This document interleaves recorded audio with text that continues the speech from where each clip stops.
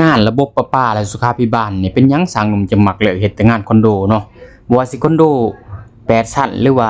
30-40ชั้นก็แม่นสร้างหนุ่มมักเฮ็ดทุกคนส่วนงานงานบ้านนี่งานเป็นหมู่บ้านจัดฉากจัดชั้นนี่สร้างหนุ่มบ่มักเฮ็ดเนาะ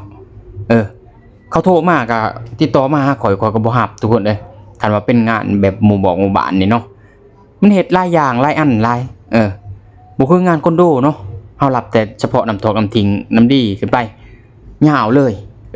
เบิ่งแบบก็บ่ได้ยากอีกเนาะคือว่าเฮาเฮ็ดนี่ประมาณ 3-4 ชั้นเฮาก็จำแบบได้แล้วแม่นบ่ทิ่มได้เลยแบบนั้น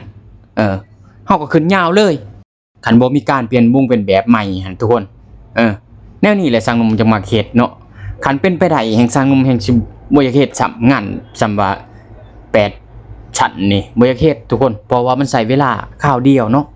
มันใช้เวลาบ่ฮอดปีนะพี่น้องบ่เกินก็5-6 เดือน 6-7 เดือนนี่แหละก็จบแล้วงานนั้นมันบ่คืองาน30-40ชั้นได้นี่ต้องใช้เวลาเป็นปีเนาะเพื่อเฮาสิเฮ็ดจบจังหันกะเพื่อเฮาสิไปหางานใหม่อีกมันต้องใช้เวลาหลายอีกนี่แหละสร้างหนุ่มบ่อยากไปหางานใหม่นะ